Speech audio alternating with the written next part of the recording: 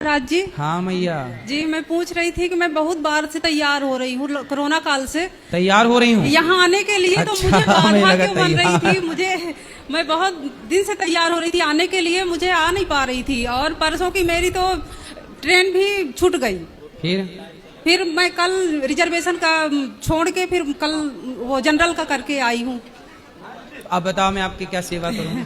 जी तो आ गई आप, नहीं, स्वागत है आपका। मुझे बाधा क्यों हो रही थी? मैं बहुत बार आने के लिए तैयार अब हुई। बिहारी जी ने आप पर कृपा करी। कहते ना, वृंदावन आने वाला आता नहीं है, बिहारी जी की महफिल को बिहारी जी सजाते हैं और वृंदावन वही आते हैं जिन्हें बिहारी जी बुलाते हैं। जी अब बुलावा था, अब आए। जी परसों मैं अपने जो लड्डू गोपाल रखी हूँ उनको लेके नहीं आ रही थी, तो इसलिए मेरी शायद है गाड़ी छूट गई, मेरे सामने से चली गई, मेरी मति मारी गई कि मैं नहीं उसमें चढ़ी नहीं। फिर कल आई जनरल का टिकट लेके। ठीक है जी, मैं थोड़ा लड़के के लिए पूछ रही थी, उसको रखना था यहाँ पढ़ने के लिए, तो क्या आप रख लेंगे? ऊपर बात कर लेना कार्यालय में। जी ठीक। गुरुजी, ऐसा कहा जाता है कि जो भी भोग लगता है वह भगवान को अर्पित करो, लेकिन हमको कैसे पता चलेगा कि भगवान को वही भोग अच्छा लगता है? कौन सा? कोई सा भी भोग भाई, जो खाने योग्य है, खाने योग। जो खाने योग्य है, भगवान को क्या क्या भोग लगता है सब कुछ है लिखा हुआ, मांस शराब छोड़ करके। तो ये दोनों चीज क्यों छोड़ी गई है? मांस मांस तो कुत्तों के लिए बना है, कुत्ता खाए मांस, आप कुत्ते थोड़ी हैं। सही बात। ये मांस कुत्ता खाए, बिल्ली खाए, शेर खाए, चीता खाए, गाय मांस खाती है। सर, लेकिन कुत्ते तो शराब नहीं पीते। तो आप रख दो, पी जाएगा। आप पिला के देखो। ये बताओ, गाय मांस खाती है? नहीं। परमात्मा ने दो तरह के जीव बनाए हैं, एक शाकाहारी, एक मांसाहारी। जैसे शेर मांसाहारी है जी, और गाय शाकाहारी। अच्छा, जो मांसाहारी जीव होते हैं वो जीव से चाट चाट के पानी पीते हैं। कुत्ता कैसे पानी पीता है?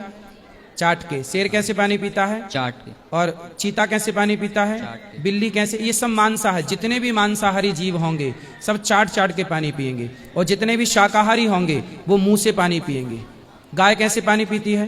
तो आप कैसे पानी पीते हैं? चाट के मुंह से? मुंह से। फिर आपको परमात्मा ने शाकाहारी बनाया है। अच्छा। आपको ईश्वर की रचना ने क्या बनाया है? शाकाहारी। तो जब आप शाकाहारी हैं तो आपको मांस क्यों खाना है? सही बात। ठीक है, इसलिए भगवान को मांस का भोग नहीं लगता, क्योंकि भगवान आप बताओ, क्या आप अपने भाई को मार के खा सकते हैं? नहीं। क्या आपकी माँ अपने बेटे को अर्थात आपको मार के खा सकती है? नहीं। जब आपकी माँ अपने बेटे को मार के नहीं खा सकते तो भगवान किसी जीव का मांस क्यों खाएंगे? क्योंकि भगवान के लिए तो सब उनके बच्चे हैं ना, तो भला भगवान क्यों किसी को मार के खाएंगे? इसलिए भगवान मांस नहीं खाते। मांस लोग इसलिए खाते हैं क्योंकि अपनी इंसानियत भूल चुके हैं। सर, लेकिन फिर बलि क्यों चढ़ती है? बलि अज्ञानवश। अब देखो, बेटा अपने बाप को घर से निकाल देता है, बेटा अपनी माँ को निकाल देता है। क्यों निकाल दिया? क्योंकि वो बेटा नालायक है। बेटे को, अच्छा आप बताओ, क्या माँ बाप को घर से निकालना चाहिए? नहीं। पर बच्चे निकाल रहे हैं कि नहीं? इसका मतलब है उनकी अपनी मर्जी से वो निकाल रहे हैं, मनमाना।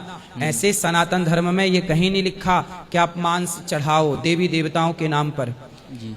अब लोग चढ़ा रहे हैं तो अपने मनमाना। आजकल सब लोग क्या हो गए हैं? मनमाने हो गए हैं। किसी की बात कोई सुनने को तैयार नहीं है, गलत करने को सब तैयार हैं। देवी देवताओं के नाम पे बलि चढ़ाते हैं। कौन सी देवी कहती है कि बलि चढ़ाओ? भागवत जी में एक प्रसंग है कि राजा भरत जी को जंगल के भीलों ने पकड़ लिया और कहा कि तुम्हारी बलि चढ़ाएंगे। तो वह भद्रकाली प्रकट हो गई कि भाई किसी भक्त की बलि क्यों चढ़ाओगे आप लोग? और भद्रकाली ने प्रकट होकर उनको ही मार डाला, मतलब उनको ही दंड दिया। तो कोई देवी देवता नहीं कहते कि हमें बलि दो। अब लोग देते हैं, मनमाना है। आजकल बेटा बाप की नहीं सुनता, किसी की नहीं सुनता। अब क्या सीता माँ को चुराना सही था? नहीं। माँ को चुराना सही था? नहीं। पर रावण चुराया। अब उसे कौन समझाए? ऐसे आजकल बलि चढ़ा रहे हैं, इनको कौन समझाए? गुरुजी, लेकिन सीता की गलती थी, इसलिए तो रावण ने चुराया उसे। क्या गलती थी सीता जी की? उसे लक्ष्मण रेखा पार नहीं करना थी। बेटा उसे नहीं, सीता तुम्हारी बेटी है, नहीं, तुम्हारी माँ सीता जी है। को। तो अच्छे से बोलो, सीता माँ है। सीता माँ। आप लोगों ने शिष्टाचार नहीं सीखा, भगवान पे कैसे बोलना चाहिए। भगवान को सीता ने, सीता तुम्हारी लड़की लगती है। सॉरी गुरुजी। सीता मैया है जी। सीता माता। अच्छे से बोलो पहले। कौन? सीता माता ने लक्ष्मण रेखा क्यों सीता पार माता ने लक्ष्मण रेखा इसलिए पार की बेटा, क्योंकि सीता माँ के यहाँ पर रावण आया था भिक्षा मांगने, और आपके द्वार पर कोई भूखा आ जाए तो क्या उसे भोजन नहीं देना चाहिए? देना तो रावण साधु बनकर आया था, और आपके द्वार पर कोई आ जाए तो गृहस्थ का धर्म होता है कि मेरे द्वार से कोई भूखा ना जाए। इसलिए सीता मैया ने इसलिए लक्ष्मण रेखा पार करी कि मेरे द्वार से कोई साधु संत भूखा ना चला जाए। उन्होंने तो अपना फर्ज निभाया है। वो तो रावण ने फिर गलती की, मतलब आपके हिसाब से रावण की गलती नहीं है? नहीं है गलती, लेकिन सीता माता की भी तो गलती थी। क्या गलती थी?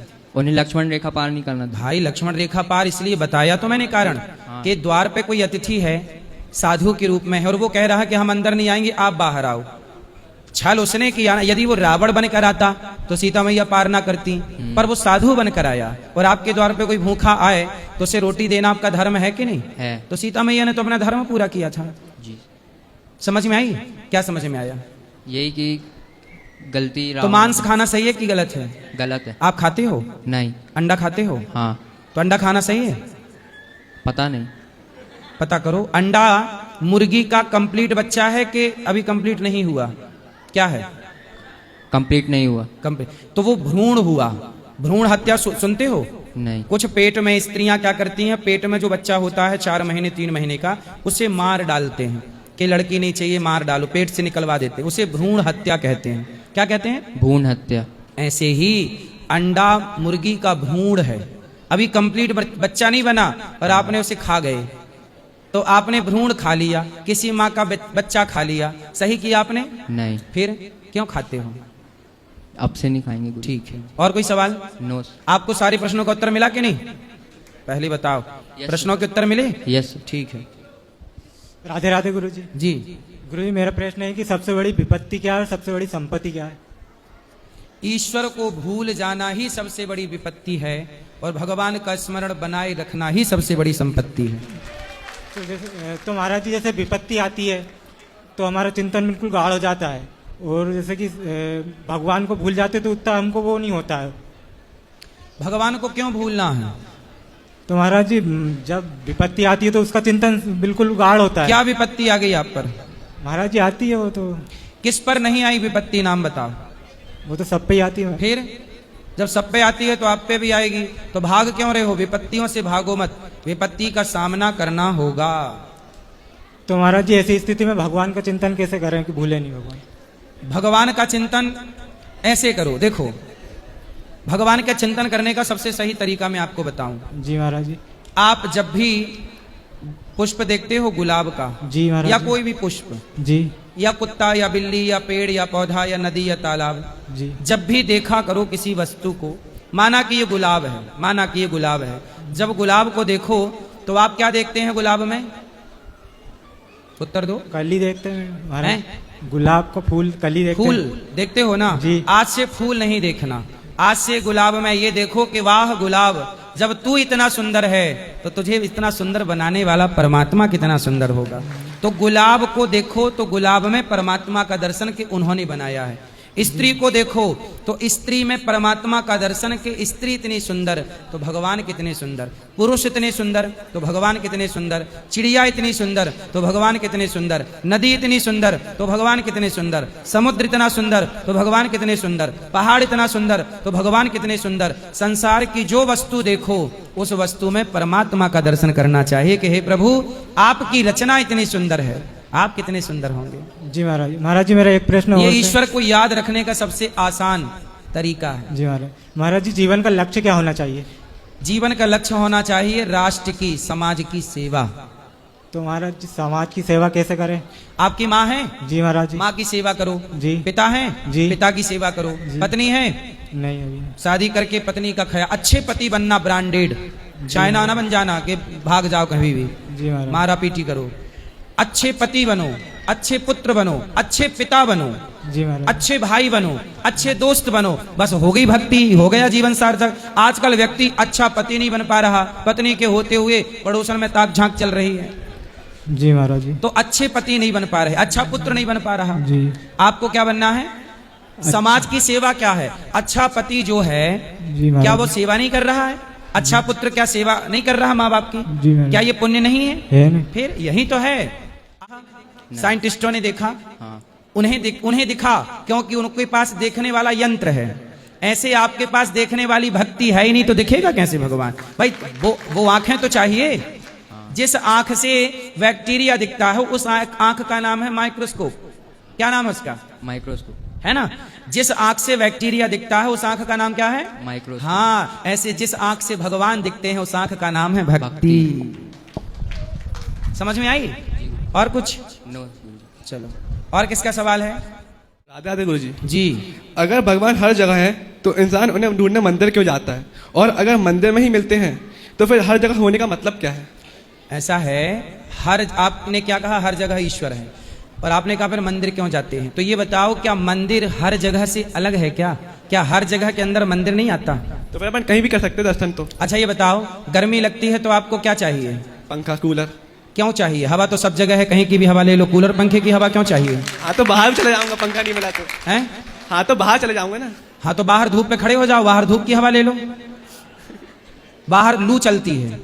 बाहर क्या चलती है? लू चलती है। लू।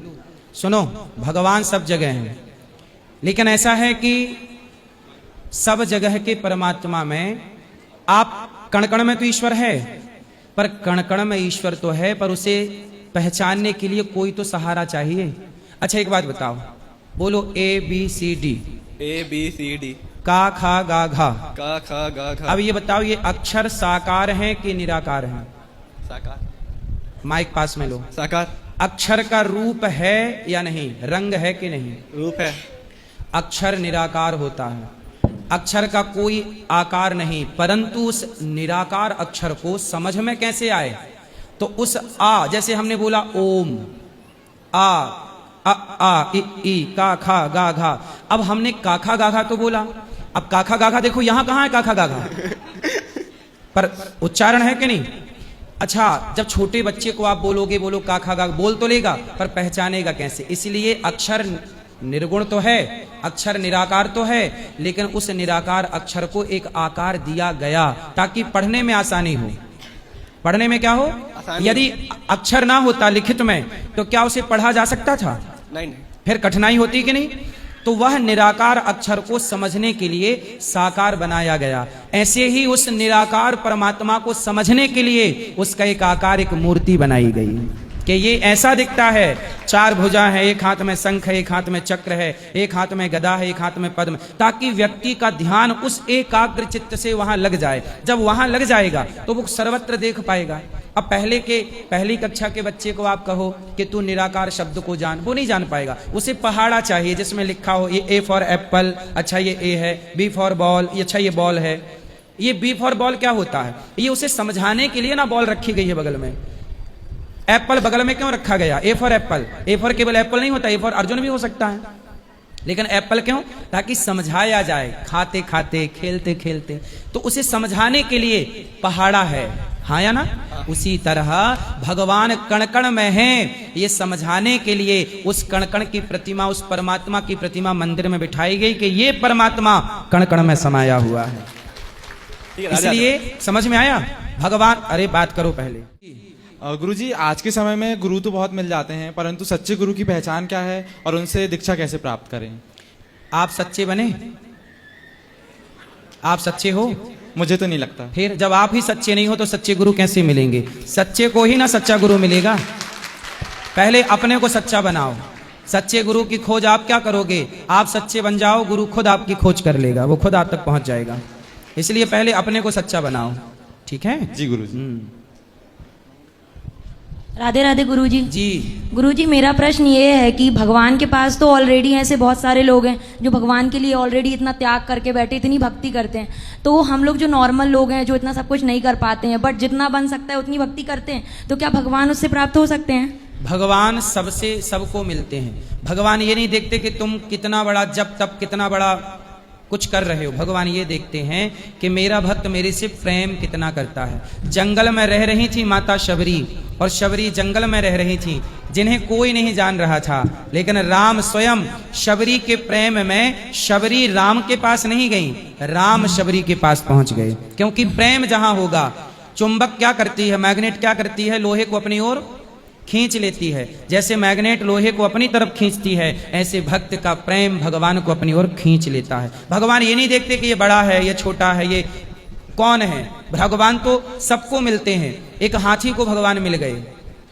एक रसखान मुसलमान को भगवान मिल गए। जो भजेगा भगवान, जात पात ऊंच नीच अमीरी गरीबी साधु संत राजा रंग कुछ नहीं देखते, राम है केवल प्रेम प्यारा, केवल प्रेम देखते हैं। ठीक है हाँ गुरुजी, और जब हमें व्रत करने से हमें तकलीफ होती है, लाइक हम भूखे रहते हैं, और हम लोग अभी परिक्रमा करके आए थे गुरुजी कल गोवर्धन की, जब हमें कष्ट में भगवान नहीं देख सकते तो हम करते क्यों हैं? हम भगवान के लिए ही तो करते हैं ना, बट भगवान को तो देख के बुरा नहीं, लगता होगा। भगवान ने कभी नहीं कहा कि मेरे लिए भूखे रहो। आजकल के लोगों ने परिभाषाएं बदल दी। व्रत का नाम है उपवास।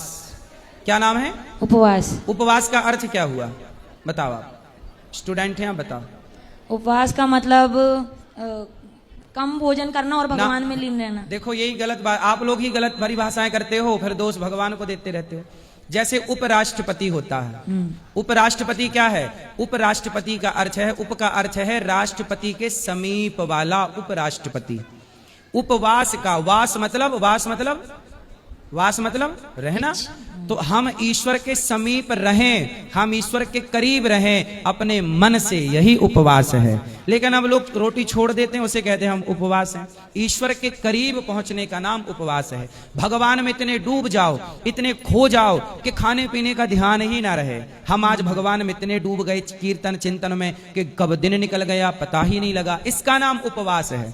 इसका नहीं कि रोटी छोड़ के बिस्तर पर लेटे हैं कि जागेंगे तो भूख लगेगी। उपवास का मतलब है ईश्वर के करीब जाना, ईश्वर के और निकट पहुंचना। और गुरुजी परिक्रमा, उसमें भी तो मतलब कष्ट होता है ना, जैसे हम तो कौन बोलता है आपको कि जबरदस्ती करो? वो तो भगवान का भक्त अपने मन से करता है, जिसकी जो श्रद्धा है। भगवान थोड़ी बोलते हैं कि तुम लगाओ परिक्रमा। कब बोला भगवान ने? नहीं गुरुजी, बोला नहीं, लेकिन करते हैं ना। और भाई लोग करते हैं, ये बताओ। राधे राधे गुरुजी। जी गुरुजी, कलयुग में भक्ति प्राप्त करने का सबसे आसान मार्ग क्या है? सत्संग, समाज की सेवा, दीन दुखियों की सेवा, भूखे को रोटी, प्यासे को पानी, सेवा और सत्संग। केवल कथाएं सुनना। अभी देखो इतनी देर से हमने सत्संग किया, सुनाया बच्चों को। हाँ। समझ में कुछ तो आया ना आपके? हाँ। 10 मिनट में बहुत कुछ समझ में आ गया। तो रेगुलर सत्संग करोगे तो कितना कुछ समझ में आ जाएगा, फिर सारे डाउट समाप्त ही हो जाएंगे। इसलिए सत्संग, सठ सुधरहि सत्संगति पाई। क्लियर? और कुछ नहीं जी? गुरुजी, मैं आपसे एक विनती करना चाहता हूँ कि मेरे जो घर में बड़ी भाभी है, आपका रात दिन वीडियो बहुत देखती है, 2-2 बजे 3-3 बजे तक। वो छाया पटवा मेरी भाभी है, उन्होंने मुझे बोला था कि आप अनुरुद्ध बाबा के पास जाना तो मेरे तरफ से प्रणाम बोलना। तो मैं बोला आज मैं जरूर बोलूँगा अनुरुद्ध बाबा से। आज मैं बॉम्बे से आया हूँ और 2 बजे की मेरी गाड़ी है, अभी मैं प्रयागराज जाके फिर जाऊंगा। मगर गुरुजी मुझे आप एक क्वेश्चन देंगे, आंसर है आपको तो देना है मुझे, खाली ज़्यादा बड़ी नहीं है। तो ये ईश्वर को देखने के लिए गुरु की क्या जरूरत है? भाई संसार में आने के लिए माँ बाप की क्या जरूरत है? ऐसे ही आ जाते हैं आप, सीधा आकाश ही टपक जाते हैं। भाई माध्यम समझते हो कि नहीं? हाँ गुरुजी। जैसे संसार में आने के लिए माध्यम है माता पिता, आकाश से टपकने की तो कोई व्यवस्था है नहीं। फिर आकाश से टपकने की कोई व्यवस्था नहीं। जैसे माता पिता के द्वारा ही इस संसार में आने का प्रोसेस है, उसी तरह गुरु के द्वारा ही भगवान तक पहुंचने का प्रोसेस है। अच्छा। एक विधान, इसको भगवान राम ने भी फॉलो किया। राम के भी गुरु कौन है? वशिष्ठ जी बरोबर हैं। हनुमान जी इतने बड़े, हनुमान जी को खुद कहा गया है जय जय जय हनुमान गोसाई, कृपा करहूं गुरुदेव की नहीं। हनुमान जी स्वयं सबके गुरु हैं, पर हनुमान जी ने भी गुरु बनाए हैं सूर्य भगवान को, और गुरु परंपरा को फॉलो किया। भगवान कृष्ण तो इतने बड़े ज्ञाता थे, बरोबर, कृष्णम वंदे जगत गुरु, वो सबके गुरु, लेकिन वो भी पढ़ने के लिए उज्जैन गए कि नहीं? बरोबर। तो गुरु परंपरा को फॉलो करने के लिए, ताकि गुरु परंपरा मर्यादाएं बनी रहें, है ना? इसलिए ये मर्यादाएं नष्ट ना हो, इनका पालन ऋषि मुनियों ने भी किया, स्वयं भगवान ने भी किया। आपको क्या दिक्कत हो रही है?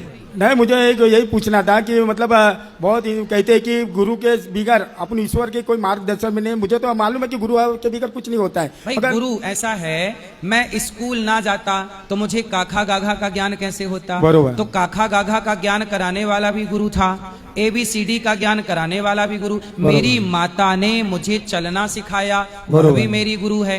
मेरे पिता ने मुझे कमाना सिखाया, वह भी मेरे गुरु हैं। तो संसार में तो पग पग में हमें गुरु मिल रहे हैं। आप सीखते रहो, तो सीखते रहो। दत्तात्रेय जी ने 24 गुरु बनाए, बरोबर। हर जगह से सीख लेने में बुराई क्या है? सही है। अच्छा एक बात बताओ, बोलिए गुरुजी। यदि हमें एक नई भाषा सीखनी है, बरोबर। जैसे हमें चाइना की कोई भाषा सीखनी है, हाँ, तो क्या हमें किसी से सीखे बिना सीख जाओगे? नहीं नहीं, फिर तो वही तो जो सिखा रहा है, जो सही बता रहा है, वही तो गुरु है। बरोबर। आप चाह रहे हो बिना गुरु के हम सब सीख जाएं, नहीं नहीं। फिर तो ऐसे तो आकाश से टपकने जैसी बातें कर रहे हो आप। गुरुजी मुझे बिना सींग पूंछ की बातें। गुरुजी मुझे एक पूछना था, गुजरात माला और तुलसी माले में क्या फर्क है? गुजरात और तुलसी माले में पहनने में क्या फर्क होता है? फर्क कुछ नहीं है, रुद्राक्ष की अपनी महिमा है, तुलसी जी की अपनी महिमा है। दोनों साथ में पहन सकते हैं? हाँ पहन सकते हैं। वह बहुत जन ऐसा बोलते हैं कि वो तुलसी माला रुद्राक्ष से दोनों साथ में नहीं पहना जाता है, तो वही मतलब गुरुजी से पहन पूछ लूं। सकते हैं। अच्छा, धन्यवाद। राधे राधे गुरुजी। जी गुरुजी। हाँ जी। गुरुजी मुझे ये पूछना था कि कुछ लोग बोलते हैं एकादशी के दिन वो नहीं तोड़ते तुलसी के पत्ते, और कुछ बोलते हैं कि द्वादशी के दिन नहीं तोड़ते। यदि एकादशी संडे के दिन पड़ जाए तो नहीं तोड़ते, और संडे के दिन ना पड़े तो तोड़ सकते हैं। तो क्या जल चढ़ा सकते हैं दोनों दिन? हाँ जल तो चढ़ा सकते हैं। ये बोलते हैं एकादशी के दिन जल नहीं चढ़ाना चाहिए। कौन? सुना है मैंने ऐसा। अरे वो आलसी लोग हैं, वो तो चढ़ाते ही नहीं होंगे किसी दिन, तो वो संडे वो ये बहाना करके उस दिन भी नहीं चढ़ाना चाहते। गुरुजी एक सवाल और था, आप शुरू में जैसे भागवत शुरू करते हैं तो एक शब्द बोलते हैं बांग में प्रतिमूर्ति, इसका अर्थ जानना था। बांग में प्रतिमूर्ति बोलते हैं ना भगवान, मतलब भागवत जी भगवान ही हैं, वांगमय प्रतिमूर्ति अर्थात भगवान। भागवत जी और भगवान ये दो नहीं है, दोनों एक ही है। यही है। धन्यवाद राधे राधे गुरुजी। जी गुरुजी मेरा पैसन ये है कि रोज माला नहीं कर सकते, हर कभी मिनट टाइम मिल गया 1 घंटे 2 घंटे, तो वो भी आगे मिलेगी कि नहीं मिलेगी? क्यों नहीं मिलेगी? हाँ ऐसे ही पूछ रही थी कभी, मतलब क्या नहीं मिलेगी? क्या डेली नहीं मिलता टाइम? क्या डेली टाइम नहीं मिलता है? डेली टाइम नहीं होता? क्यों? नहाते खाते उठते बैठते अच्छा, झाड़ू वो भी- पोछा काम करते समय भगवान का स्मरण करते रहिए। अच्छा ऐसे कर सकते हैं? हाँ। क्या पता बोलते हैं नहीं, हर सामने समय सिंहासन लगा के बैठ के माला करते हो? हर समय भगवान का स्मरण करना है, अच्छा हर समय। नहीं, क्या पता बोलते हैं ऐसे काम करते करते, नहीं भगवान के सामने बैठो 1-2 घंटा टाइम निकालो, मंदिर में जाओ, हर समय स्मरण सबको मान सम्मान देती हूँ, सबके अपने हृदय से प्यार करती हूँ, लेकिन मेरा सब कुछ तिरस्कार क्यों करता है? सबसे प्यार करती हो यही गलत है। काहे तुम अपने दिल को बाजार बनाए बैठी हो? ऐसे नहीं, मतलब माता सबसे पिता प्यार क्यों करना है? एक भगवान से प्यार करो, बहुत है। सम्मान सबका करती हूँ, माता सबका पिता करो। सास ससुर भाई सबका बहन, करो। लेकिन सब कोई मेरे बात को समझता ही नहीं है। आप ऐसा क्या बोलती हो कि नहीं समझते हो? पता नहीं गुरुजी। हम समझ रहे हैं आपकी बात, और किसी को मत समझाओ। क्या ऐसी बात है कि नहीं समझते लोग, बताओ हमें। अब ये तो मुझे नहीं पता गुरुजी, मैं अपने हिसाब से तो ठीक करती हूँ। आप ठीक करते रहो। कई बार ना लोग समझते नहीं हैं, लेकिन एक टाइम बाद समझते हैं। बात समझ में आई? एक टाइम बाद सब कुछ समझ में आता है। इसलिए आप अपन अच्छा कार्य करते रहिए और प्रेम भगवान से करिए। आप पति की सेवा करिए, सास ससुर की सेवा करिए, उनमें श्रद्धा रखिए। एक समय के बाद वो समझ लेंगे कि आप सही हैं। ये है कि अगर सब कुछ भाग्य और किस्मत में लिखा है तो हम प्रार्थना क्यों करते हैं भगवान से? प्रार्थना इसलिए करते हैं कि जहाँ भाग्य और किस्मत काम नहीं करता वहाँ भगवान की कृपा काम करती है। भक्ति से सब कुछ प्राप्त हो सकता है जो भाग्य में नहीं लिखा। हाँ, विभीषण के भाग्य में क्या लंका का राजा बनना लिखा था? विभीषण के भाग्य में तो रावण के लात खाने लिखे थे, लेकिन जब राम की शरण में आया और राम की कृपा हुई तो वही लात खा के निकला विभीषण। राम की शरण में आया तो लंका का राजा बना दिया। ये कृपा नहीं तो क्या है? बताओ, भाग्य में लंका थी कि कृपा से लंका मिली? कृपा से मिली। तो जहाँ भाग्य घुटने टेक देता है वहाँ से कृपा स्टार्ट होती है भगवान जी। संसार में कैसे जीना चाहिए? आप जी तो रहे हैं, जी तो रहे हैं, पर बड़ी मुश्किलें हो रही है जीने में, तो कैसे जीना चाहिए? तो आपको कैसे जीना है? मेरे को बिल्कुल सुकून से जीना है। वीडियो अच्छी लगी हो तो like, subscribe, share, comment and hype करना ना भूलें। तो मिलते हैं अगले ब्लॉग में। राधे राधे, जय श्री राम दोस्तों।